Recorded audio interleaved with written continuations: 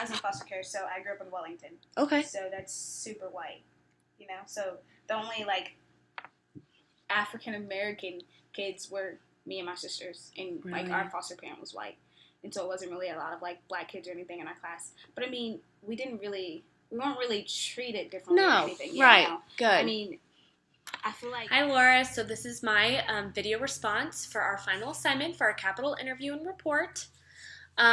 My interviewee I interviewed was a friend through a friend. Her name is Tanisha. She's African American, and she is 21 years old. When I first went into talking to her and to get to know her, I had no idea her background, where she was from, don't really know the girl. So in the beginning of the interview, I asked her a basic question, and it kind of made me reflect back through in our class and talking of students of a different race in the classroom. And I asked her, did you have any problems or go through anything when you were younger in school because of your race? And the answer she gave me, I didn't expect coming from her. She told me that she has been in foster care when she was younger, from ages, I want to say 8 to about 14. She said she had about 3 foster families. Her 2 first foster families were black, both black parents, but she wasn't with them for a long period of time. And her 3rd family she was with, so when she was about, I want to say 9, she said about 3rd grade, was a white family. And it was a small town in Kansas. Can't remember where it was, but it was a very small town. And so that intrigued me to ask the question, okay, so let's say you go to school with your foster family, your parents, grocery stores, anywhere. Did they give you weird looks?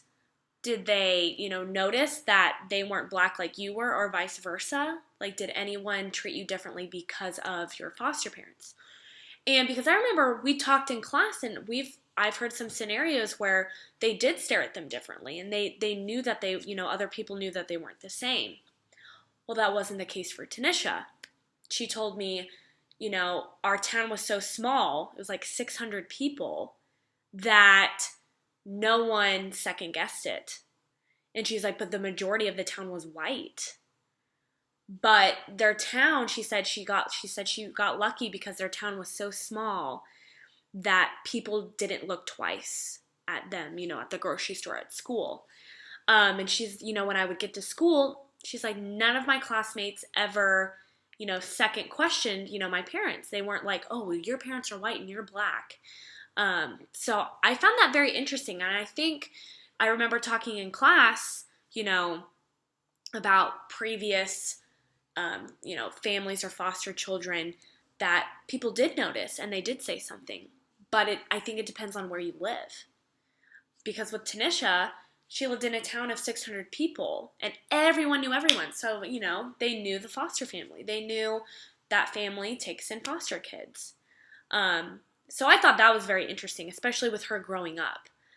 Trailing into that, I asked, okay, so comparing from how you were raised with, mostly a white family, and then she moved in with her aunt about age 14, 15, who's black. And she, got into talking about one thing she finds the difference of growing up with a white family. With her, she had 3 younger sisters, her real sisters, with that white family, comparing to living with her aunt, was that there's discipline differences. She's like, you would not be amazed at how different her white family, foster family, disciplined her, comparative to her aunt. She's like, I would get to school and, I would see my classmates' parents there, and they, would talk back to their moms, or they would be disrespectful. And, the white parents wouldn't do anything. They'd just be like, stop, like, shh, be quiet. And one thing that opened my eyes that Tanisha said was a respect thing between 2 different races, between whites and blacks, are very different. She said that is the main thing that I have noticed. And it's like, she was with her mom, in the beginning when she was younger, and then foster family to her aunt. She still talks to her mom. But the one thing she noticed was, it's not like she didn't respect her white family, her foster family, but if you talk back or, that's, you don't respect them. And she's like, she has tons of black friends, she has tons of white friends, and she was like, the respect level that the different races have and how they treat their families are very different. So I found that very interesting because, I've kind of got that feeling too. I love my parents, but I've noticed, even on television, even on movies, it's always, African-American parents, smacking their kids in the butt or, giving them a whooping. But, with white parents, you don't see them do that, on TV shows or movies. So I thought that was interesting hearing that, first up from Tanisha. Another thing that she wanted to talk to me about was the racial equality here at K-State. Because, she's been here for about 3 years. She went to a white fraternity to hang out or party or whatever. And she was in the bathroom with one of her white friends, her roommates. And Tanisha was in the bathroom. And her white, roommate was washing her hands. And, white girl comes in and looks at Tanisha's friend, Aubrey, and goes, "Did you see that insert N-word here?" And, Tanisha's in the stall and she comes out and she's like, "What did you say?" And she told me she's never been called that before, ever. She was like, out of all my years, she was like, I'm not saying, she doesn't think K-State is racist, but she was very appalled that at a, all-white fraternity, a white female comes in and calls her the N-word behind her back. And I thought that was very interesting because here at K-State within our classes, we don't address race. Or, we're not going to sit in front of the class and be like, well, now we have 3 black students and 2 white. No.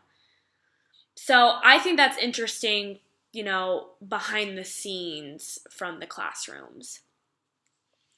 My interview with Tanisha in general, if I were to, I'm reflecting back on it and how I would use her background and how she was raised into my own future classroom.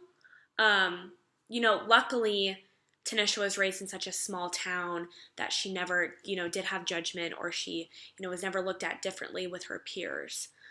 So I can't really base, off that since she didn't really have any struggle. But if I were to have my future classroom and, I have a white foster kid and they have an African-American foster family or vice versa, and they're, in our class and, I would have students, if we have a Christmas party and the foster family comes in and, I would have students being like, they don't look the same. Why are they black? Why are they different colors? It's one thing to address, my future students on, okay, well, sometimes, we all have different parents, we have different families. But to me, I would personally have a lesson, or not a lesson, but just, not a talk, but just in the beginning of the year, in August, to have, what? This is how we are all different. Sometimes we have different moms. Sometimes we have different dads. Sometimes we have foster families and go in to explain that, before later on in the year, in case a student says something awkwardly out loud, like, why don't you look the same? I would want to address that, those specific issues in the beginning of the year. Because, I wouldn't want, a parent or a student to feel uncomfortable. And, obviously we always talk about celebrating race, and that's something that even with race, but just with foster families in general, doesn't mean, foster family's white, child's white. Some students do say, this isn't my mom or dad, and Tanisha did say that. She was like, yeah, this isn't my real mom, or, she even said real. She's like, this isn't my real mom or dad, but this is my foster mom and dad who love me very much. So I think out of this whole reflection and this interview, I never really thought of foster families. You know, we've always talked about adoption, but you know, Tanisha was never adopted by her foster family. So I think out of this whole reflection, I really want to take into consideration and learn more about the foster families and the foster care, you know, within, you know, my future classroom, and to learn more and celebrate that, to bring it in. But anyways, that hopefully is my reflection. I hope you enjoyed it as much as I did, and I want to thank you so much for such a really eye-opening class. Your class really opened my eyes, like we talked about in my exit interview, and I really do appreciate it. It's helped me grow as a teacher, and it's been a little over 10 minutes, but I hope you have a good rest of the semester and the summer. I'll keep in touch. See you later.